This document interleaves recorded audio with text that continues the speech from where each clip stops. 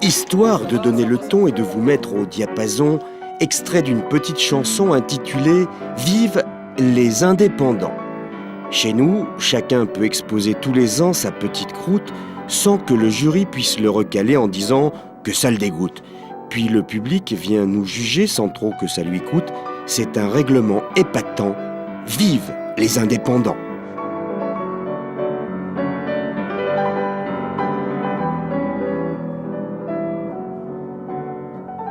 Aux indépendants, c'est l'usage, pas de jury. Nous ne voulons pas de ça. Nous avons trouvé bien plus sage de supprimer ce vieux truc-là. Écrit par un certain Posier, ce texte résume parfaitement l'esprit du Salon des indépendants. Un salon qui fut créé en 1884 par une poignée d'artistes courageux, Seurat, Signac, Rosse, Dubois-Pillet, Redon et quelques autres, des artistes qui, aux yeux de l'establishment de l'époque, n'étaient qu'un ramassis d'anarchistes coupables de s'attaquer au sacro-saint salon officiel.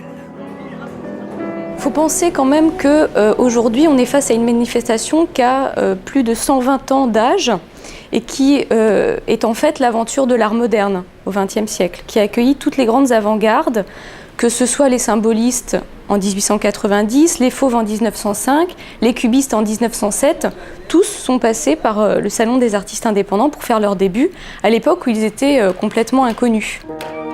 Eh oui, à l'époque, Van Gogh est moins connu que Meissonnier ou Didier Pouget. Alors évidemment, quand les indépendants exposent Seurat ou Signac, cela fait souffler un vent de liberté qui défrise les conformistes.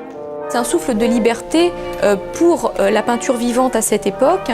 C'est vraiment un foyer de révélation des tendances les plus avancées, comme on disait à l'époque, de l'art vivant. On ne parlait pas tellement forcément d'avant-garde à cette époque-là, on parlait souvent des tendances hardies, des tendances audacieuses de l'art vivant. En résumé, disons que sur les 6 messes du Salon des indépendants, on ne voit pas du tout la même chose que sur celle du salon officiel. Il faut savoir que le salon, c'est un lieu de représentation sociale, à la fois pour l'artiste et également pour celui qui est représenté par exemple dans les portraits, c'est-à-dire c'est un lieu où il est de bon ton de se faire voir. Et le salon, c'est aussi, si vous voulez, le vernissage, c'est tout un microcosme d'une certaine société, hein, le salon officiel, voilà, de l'élite, à la fois artistique mais aussi aristocratique. C'est un événement qui est visité par le président de la République, qui est visité par les officiels, et dans lequel l'État fait son marché. Alors l'État, entendons-nous bien, c'est avant tout la commission d'achat des beaux-arts, et jusqu'en 1905, cette commission est avant tout composée de membres qui ne sont pas des artistes. C'est-à-dire que les personnes qui achètent de l'art vivant, ce sont des officiels qui n'ont pas forcément connaissance du milieu indépendant, si vous voulez, qui ne jugent que par la peinture académique. Drapés dans leur dignité, incapables de s'apercevoir que le monde est en train de changer, les partisans de la peinture académique ignorent encore qu'ils sont en passe d'être dépassés. Bientôt, obtenir le Grand Prix de Rome ne sera plus la seule assurance d'une enviable situation matérielle. Et oui, le monde est en train de changer, dans les domaines artistiques, philosophiques ou scientifiques. Partout on invente, on crée, tandis que le soleil entre dans la peinture, la vitesse et la mobilité entrent dans la vie des hommes.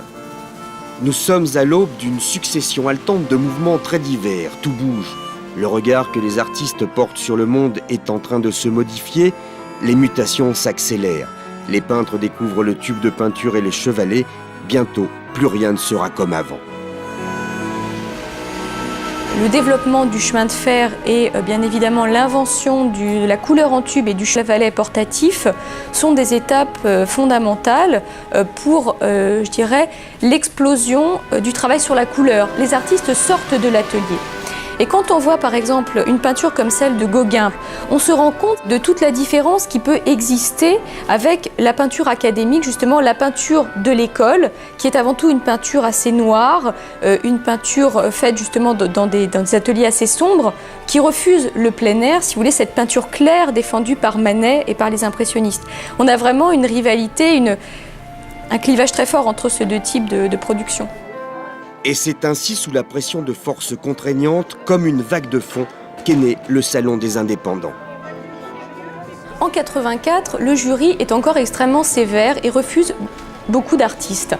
Et là, vraiment, c'est la goutte d'eau qui fait déborder le vase et un certain nombre de contestataires décident que vraiment, on n'en peut plus. Et sur un peu, justement, je dirais l'exemple des impressionnistes, etc., décident de monter une exposition dissidente en marge du salon officiel. La réussite et la longévité de cette expo qui fut dissidente à ses débuts, on la doit à l'énergie déployée par un peintre pointilliste nommé Albert Dubois-Pillet. Albert était aussi Saint-Cyrien, officier de la garde républicaine et plutôt proche du Grand Orient de France. C'est un personnage vraiment atypique et très attachant parce qu'il était à la fois un peintre mais aussi un militaire. C'est un artiste qui est né en 1846 et qui a fait l'école de Saint-Cyr, dont il est sorti bien noté. Il a fait la guerre de 1870, il a d'ailleurs été prisonnier lors de la prise de Sedan. Et par la suite, il va se faire muter à Paris dans la garde républicaine. Dubois-Pillet, c'était un commandant de la garde républicaine. Absolument, oui, oui. Et un peintre. Et un peintre. C'est pas inconciliable.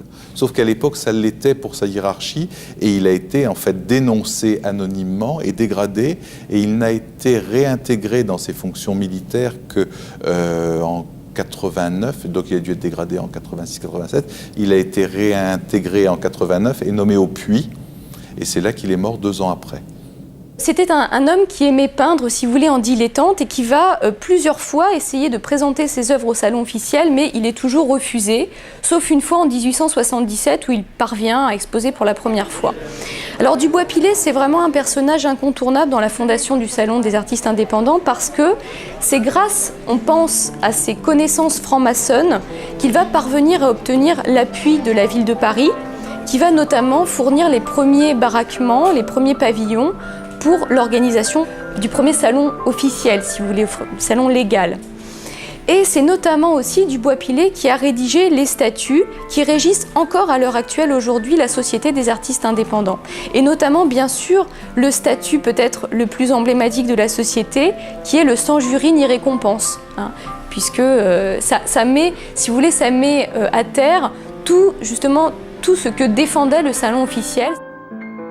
Les pères fondateurs de la Société des artistes indépendants, Dubois-Pillet, Signac, Seurat, Cros, font tous partie de la même bande, celle des néo-impressionnistes. Signac a fait partie des membres fondateurs du Salon des artistes indépendants. Il sera président longtemps. Il sera président, je crois, une 20aine d'années. Un président qui aimait la peinture par touche. Après, Signac a vraiment évolué dans son traitement du divisionnisme vers une touche plus large, plus mosaïque. Et ensuite, l'aquarelle a pris de plus en plus d'importance. L'aquarelle était à la base des études pour ses huiles et peu à peu, c'est devenu un moyen d'expression à part entière. Vraiment. Il est très peu, pour pas dire pas du tout, divisionniste dans ses aquarelles. Mais à partir de 1910-1914, c'est devenu son moyen d'expression privilégié. Donc il se libère totalement avec l'aquarelle. Il disait l'huile est une lutte sévère, l'aquarelle un jeu folâtre. Après avoir évoqué Dubois-Pillet et Signac, quelques mots sur Seurat, ne serait-ce que pour sa baignade à Asnières qui a illuminé la première expo des indépendants. Seurat, à l'âge de 24 ans seulement, expose sa baignade à Asnières, qui est aujourd'hui une toile conservée à Londres, au salon donc, des artistes indépendants, où d'ailleurs, c'est ça qui est étonnant, c'est que c'est une toile tellement étrange, si vous voulez, qui ne ressemble à rien, que même les indépendants ne savent pas trop où la placer, ils la mettent au-dessus du buffet, mais elle a quand même, si vous voulez, elle attire l'œil de Paul Signac, qui va s'intéresser à la peinture de Seurat, et c'est la naissance quand même d'un couple mythique dans la peinture moderne entre Seurat et Signac, bien sûr les deux pères du divisionnisme français. Inauguré le 10 décembre 1884, le Salon des Indépendants devint très vite incontournable. Les Indépendants, c'est le lieu où chaque année on prévoit l'avenir de la plastique aussi sûrement qu'un baromètre le temps qu'il va faire. Ce n'est pas moi qui le dis, c'est Guillaume Apollinaire qui l'écrit dans un article de l'Intransigeant. Van Gogh a exposé effectivement au Salon des artistes indépendants, notamment après son arrivée à Paris. Il expose en 88, il expose aussi en 1890. Vous savez que son frère était marchand de peinture à Paris, donc ça a pu aussi l'introduire peut-être dans ce milieu d'artistes indépendants. Et effectivement, il est une figure aujourd'hui incontournable des musées nationaux et aussi du Salon. Parmi les nombreuses figures incontournables du Salon des Indépendants, on peut aussi citer Henri Rousseau. Celui que l'on a très vite surnommé le douanier a exposé aux Indés dès 1885.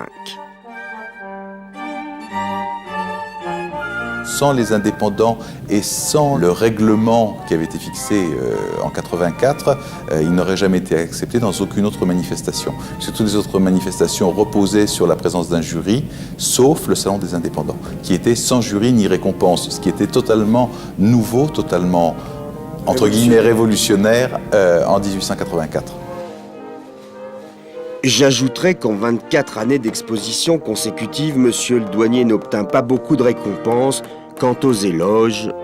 On a parlé de lui en s'en moquant, mais plein de gens connaissaient son nom. Et en plus, c'est un nom courant, et c'est un nom qui pouvait prêter à confusion, parce qu'il y a Théodore Rousseau, qui avait été un des grands refusés du salon officiel au XIXe siècle. Donc, son nom devait marquer les personnes intéressées à l'art contemporain, mais c'est vrai que la reconnaissance, au moins par ses pairs, elle date d'après 1900.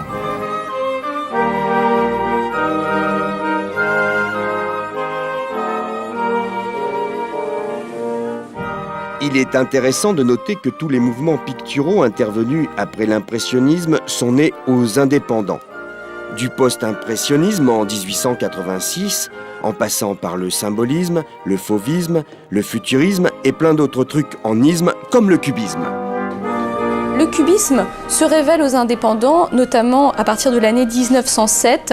Mais l'année vraiment importante pour les cubistes, c'est l'année 1911, où on a beaucoup de peintres cubistes qui vont exposer dans la salle 41. Ce sont des artistes qui formeront ce qu'on appelle le groupe de la section d'or. Alors il comprend notamment Juan Gris, Léger, Metzinger, etc. Et tous ces artistes-là, ce sont des artistes qui se revendiquent de l'héritage de Cézanne.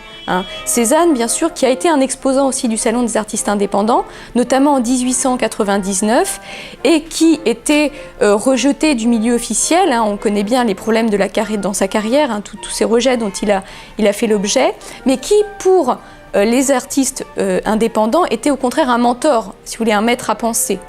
Quand on voit par exemple les envois que fait Georges Braque, qui est le compagnon de cordée de Picasso, aux indépendants avant la Première Guerre mondiale, on se rend compte de l'influence qu'a pu avoir le maître d'Aix sur la production d'un artiste cubiste comme lui. La mer à Varangeville attire tous les jours un promeneur solitaire. C'est Braque. C'est là, dans ce silence, seulement parcouru par les grands vents, qu'il bâtit peut-être les compositions auxquelles il se plaît et qui l'ont fait le plus solide de tous les peintres de son temps. À l'ère de la mer, Utrillo a toujours préféré celui de la butte. Né en 1883, ce peintre au talent mélancolique devint célèbre très rapidement, notamment grâce à sa période blanche. 1910, c'est sa période blanche, sa plus belle période ainsi appelée, parce qu'il faisait les blancs d'une manière spéciale, il mélangeait du plâtre avec la peinture pour donner une matière à ses murs. Et Utrillo était connu, était même tellement connu qu'il y a un tableau de lui, c'est un moulin de la Galette, où il a fait une petite inscription sur le mur. Maurice Utrillo, peintre paysagiste, se méfiait des contrefaçons. Et le tableau est daté de 1923. Donc vous voyez, comme on ne copie que les gens connus, en 1923, il était déjà bien connu. Et ces tableaux atteignaient quand même de bons prix. C'est quelle année ça ? Alors ça, c'est 1935. Nous ne sommes plus tout dans la période blanche, c'est Montmartre. C'est l'ancienne avenue... Enfin, c'est l'ancien maquis de Montmartre qui maintenant a été démoli, c'était des bivons. C'est l'avenue Junot qui passe là. C'était son quartier, c'était un enfant de Montmartre. Montmartre est un paysage formidable pour peindre. En plus de ça, il était tellement doué qu'il peignait d'après carte postale. Les mauvaises gens disent que Utrillo a peint des cartes postales. Non, il y a des cartes postales d'après lesquelles il a fait des chefs-d'œuvre. Des chefs-d'œuvre que l'on peut voir dans le monde entier, notamment en France, au musée de Sannois.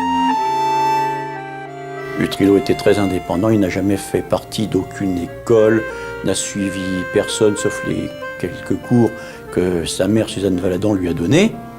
Et puis son génie et sa personnalité a fait le reste pour peindre des toiles comme celle-là. En 122 années d'exposition très colorées, les indépendants connurent quand même 2 périodes très noires, les 2 guerres mondiales.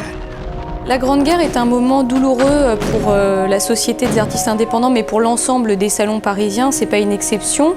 Entre 1915 et 1919, les salons des Beaux-Arts sont suspendus. Donc vous imaginez bien que c'est une période pendant laquelle il n'y a pas de rentrée de bénéfices, si vous voulez, pour la société, qui va avant tout se concentrer sur des expositions de charité. Et tous les artistes qui ne sont pas mobilisés, bien évidemment, ont quand même besoin de vivre. Et c'est ça le problème. Et Signac, bien sûr, a essayé, tant qu'il pouvait, d'aider ces artistes qui ne faisaient pas la guerre, d'un sens, qui étaient un peu rejetés sur le côté.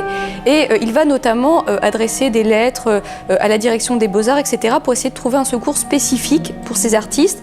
Ça lui sera toujours refusé, notamment l'idée de rouvrir un salon, par exemple. Et en 1919, une autre facette toujours de Signac, qui est un indépendant, mais bien sûr aussi un défenseur de l'égalité artistique, si vous voulez, il va refuser de rouvrir un salon en 1919 parce que tous les artistes exposants ne sont pas encore démobilisés, si vous voulez, donc il va préférer attendre 1920 que tout le monde soit revenu pour organiser le grand salon de la reprise.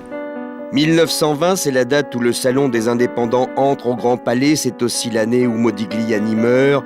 Modigliani qui, avec Chagall, Soutigny et Kissling, formait le noyau dur des peintres de l'école de Paris. Sur la présence de ce que le critique André Varnaud a appelé en 1925 l'école de Paris, qui est en fait cette sorte de noyau d'artistes indépendants formés principalement d'artistes étrangers qui se retrouvaient comme ça dans la bohème montparnassienne et montmartroise, si vous voulez, qui seront des grandes figures aussi du salon des artistes indépendants. Je parle de ça parce que c'est parmi les artistes sans doute... Kissling, etc. Voilà, Kissling, mais Modigliani aussi, qui a exposé au salon des artistes indépendants et qui est quand même sans doute l'un des artistes les plus connus, si vous voulez, du grand public, avec ses nus, avec ses visages très allongés, ses regards énigmatiques aux yeux évidés. Eh bien, c'est un artiste qui a lui aussi participé aux indépendants.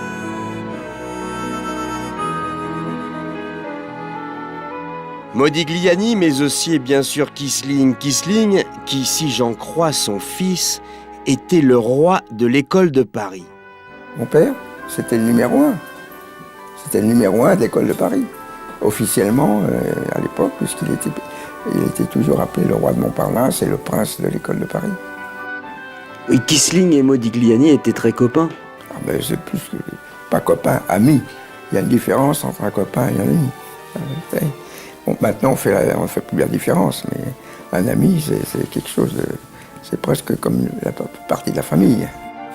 Et je vous répète que c'est mon père qui a payé les obsèques de Modigliani et qui a payé très cher. Il a fait des obsèques royales. Mon père a exposé pour la première fois au Salon des Indépendants à Paris. C'était sa première fois qu'il exposait. À chaque fois, tous les ans, il y avait un tableau avec Kissling.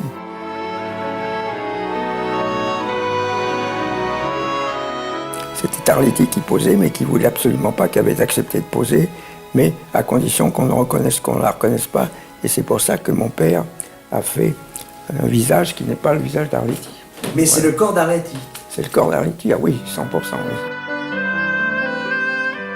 Après une longue errance, le Salon des Indépendants va occuper le Grand Palais. De très nombreuses années, 73 exactement. Le Grand Palais, dès sa construction en 1900, pour l'exposition universelle de 1900, à l'origine est un lieu qui était dédié aux artistes vivants. En fait, c'est un lieu normalement qui n'aurait été voué qu'à accueillir les salons et des manifestations artistiques. Mais vous savez, bien sûr, l'État et aussi toute l'industrialisation de la société va amener des manifestations qui n'auront plus rien à voir avec les beaux-arts, que ce soit par exemple des salons automobiles, les salons de l'aéronautique, des salons aussi des arts ménagers, etc., qui auront lieu dans le Grand Palais, parfois au détriment des artistes. En 1884, le Salon des Indépendants est un salon qui est supporté par la ville de Paris, contrairement au salon officiel supporté par l'État, par la ville de Paris. Et la ville de Paris a des obligations quant aux locaux qu'elle gère. Donc le Salon des Indépendants a dû déménager à de multiples reprises pour aller là où la ville de Paris lui demandait de s'installer. Et selon les lieux, vous passez d'expositions à 5000 tableaux à des expositions à 500 tableaux. Donc c'est très difficile. C'est vrai qu'il y a eu une demande de plus en plus forte, mais selon les circonstances, ils ont exposé à un moment dans un garde-meuble. Donc imaginez, il n'y avait pas de place et on recevait peu de gens et peu d'œuvres. Donc on voit bien que vraiment ils sont brinque-ballés de droite à gauche et parfois ils s'organisent dans des lieux relativement excentrés, même s'ils sont spacieux. Je pense notamment à la Grande Serre du Cours la Reine, où le salon a lieu entre 1901 et 1904, qui est un vaste espace, mais qui n'a pas, si vous voulez, l'attraction que peut avoir le Grand Palais.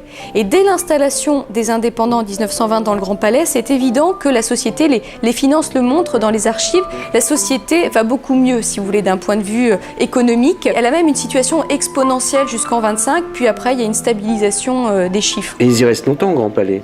Alors, ils y restent extrêmement longtemps, finalement, on pourrait dire jusqu'à la chute malencontreuse d'un boulon de la Grande Nef en 1993. Pour des questions de sécurité, effectivement, les salons sont chassés du Grand Palais jusqu'à une date très récente. Et de nouveau, le salon s'organise dans des espaces suffisamment grands comme au Quai Branly, etc., mais, si vous voulez, relativement excentrés, peut-être par rapport à un point central comme pouvait l'être le Grand Palais. Du pavillon de la ville de Paris au Grand Palais, en passant par l'espace Eiffel, le Salon des artistes indépendants n'aura connu que 9 présidents, le dernier en date étant une présidente. 1884-1885, Alfred André Guinard est le premier gardien du Temple. Entre 1886 et 1888, c'est Marie-Edmond Honner qui prend la relève. À partir de 1889 et jusqu'en 1908, la présidence est assurée par Edmond Eugène Valton. Ensuite, et pendant 25 ans, le grand maître des cérémonies sera l'illustre Paul Signac. Lors de la disparition de Signac, c'est au tour de Maximilien Luce de prendre les rênes. Pendant l'occupation, Maximilien Luce refusera d'établir la liste des artistes juifs du salon. Démissionnaire, Luce sera remplacé par Alexandre Urbain, 1941-1951. Les années passent, la guerre s'achève et en 1952, c'est un peintre expressionniste qui devient président, Armand Nakache.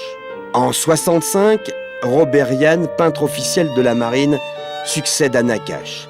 La transition, le passage du XXe au XXIe siècle, il sera assuré par Jean Monneret. Monneret qui contribuera à redynamiser le Salon des Indépendants en organisant quelques retentissantes expositions comme de la Bible à nos jours ou la formidable rétrospective consacrée à Paul Delvaux. Je pense que c'est un homme modeste.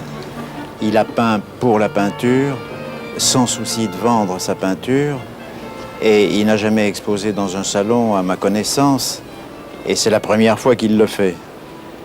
C'est assez curieux que ce soit au Salon des Indépendants que la plus grande rétrospective de son œuvre ait lieu. C'est seulement depuis 10 ans peut-être que je sais que j'ai une certaine audience. Mais avant ça, je ne savais pas. Je travaillais avec acharnement en me disant est-ce que ce que je fais est bon ou pas bon. Le dessin est la base de tout tableau. Je ne demande pas à faire des choses compliquées. Ce que je demande, c'est des choses exactes, mais les placer dans un contexte mystérieux. Il faut que votre sujet comporte un mystère. Mettons par exemple la gare forestière. Il n'y a pas de personnage, sauf 2 petites filles qui regardent passer les trains dans lesquels il n'y a personne. Voilà le mystère. L'année d'après, en 1992, Jean Monneret organise, toujours au Grand Palais, une expo qui fera date, la corrida. En vedette un drôle de taureau, Fernando Botero. Botero, peintre amateur de rondeur qui faillit devenir torero. J'ai essayé à l'école de la tauromachie de Medellín et ma carrière de matador est finie le jour que j'étais devant un vrai taureau. Ce jour-là, j'ai décidé que c'était plutôt l'aquarelle ma vraie vocation. Donc vous avez dessiné les taureaux pour commencer? Oui, exactement. J'ai passé tout le temps à l'école à dessiner des taureaux, des matadors, etc. Et c'est comme ça que je m'ai initié au dessin. Et un jour, j'ai décidé de faire d'autres sujets, de nature morte, des scènes avec des personnages, des paysages, etc. Et voilà, ce jour, je suis devenu un artiste. Depuis 2002, le Salon des Indépendants est présidé par une femme, Frankie Tack. Une femme qui a eu la bonne idée de décider que désormais, chaque année, on rendrait hommage à de grands anciens. Ainsi, en 2006, on a célébré Cadieux, qui fut l'un des maîtres du trompe-l'œil. Je suis la première femme président. Il a fallu attendre les années 2000. Il a fallu attendre 2001 et mon élection par un comité, absolument. Et j'ai une vice-présidente qui est une femme, une vice-présidente sculpture. Ça veut pas dire que c'était misogyne jusqu'à aujourd'hui. Bof. Peut-être un peu. Peut-être. Avec Frankie Tack et Nicole Lahur aux commandes, force est de constater que les responsables de ce salon ont toujours le même leitmotiv, l'art en toute liberté. Aujourd'hui, cela semble évident, mais en 1884, croyez-moi, ça n'allait pas de soi. À propos de liberté, l'affiche du salon 2006 a été censurée. La reproduction d'une toile de Cadieux a apparemment choqué quelques Parisiens pudibonds. Oui, c'est amusant, oui, parce que on est encore un petit peu pudibond. Hein. On croit qu'on a beaucoup avancé, mais finalement, le Moyen-Âge, il suffit de pousser la porte et on le retrouve. Hein. On n'a pas bougé. Non. Donc, on a supprimé le superbe fessier du modèle pour laisser un espace noir à la place. Certains trouvaient que c'était un peu trop posé. Voilà, oui, on pensait que ça pouvait heurter des enfants. Or, moi, j'ai vu des enfants regarder la grande affiche sur les mâts. Certains esquissaient un sourire, d'autres passaient sans rien dire. Enfin, j'ai l'impression que ça n'a choqué que ceux qui y voyaient du mal. C'est un tableau de quelle année? C'est un tableau de 1975, qu'il a peint ici d'ailleurs, là où je suis exactement. Ayant traversé 3 républiques et connu 19 présidents, la Société des artistes indépendants en a vu de toutes les couleurs. Mais ça ne l'a jamais empêché de rester fidèle à ses principes fondateurs, lutter contre censure et discrimination, afin de rester un refuge sûr pour les talents inconnus, mais aussi et surtout pour les jeunes. Absolument. Nous avions obligation en 1884 de prendre 75% de jeunes. D'ailleurs, on invite toujours tous les salons des indépendants, nous invitons 15 jeunes qui se présentent. On prend les 15 premiers puisqu'ils veulent exposer aux indépendants et on leur fait la gratuité des Simèzes. Nous les invitons. Et c'est une peinture très intéressante parce qu'une peinture moderne, c'est un peu la révolte de 1884 en tant que peinture par rapport au salon officiel. C'est que ces jeunes de maintenant font un peu avec la figuration libre, font un peu un pied de nez, si je puis dire, aux écoles de peinture et aux profs. Le Salon des indépendants fut et continue d'être une pépinière, je dirais, d'artistes importantes. C'est un lieu où se révèlent des tendances de l'art vivant. Ces nouvelles expositions, ce qui est intéressant, sont les nouvelles matières. Maintenant, on a des tableaux qui sont entre le tableau et la sculpture, qui sont des tableaux en aluminium. C'est une peinture très intéressante. Aussi une peinture entre l'ordinateur, la photographie, les superpositions de photographie ou d'ordinateur. Ce sont des tableaux très intéressants et ce sont des nouvelles techniques. Et cette peinture laquée que fait par exemple Olivier Dassault est très intéressante. C'est une nouvelle forme d'art.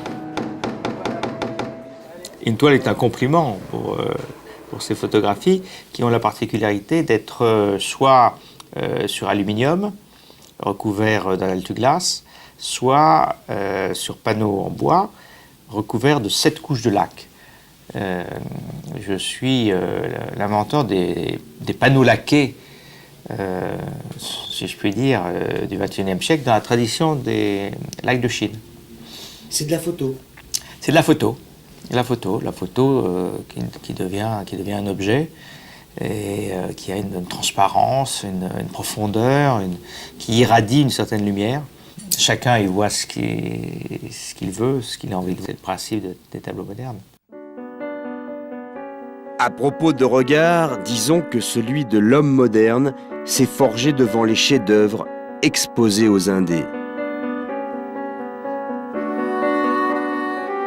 Tous les artistes les plus loués à l'heure actuelle de l'art moderne, que ce soit Van Gogh, Toulouse-Lautrec, Cézanne, ont exposé au Salon des artistes indépendants, mais à l'heure où ils exposaient, ils étaient inconnus du grand public et méconnus des académiques.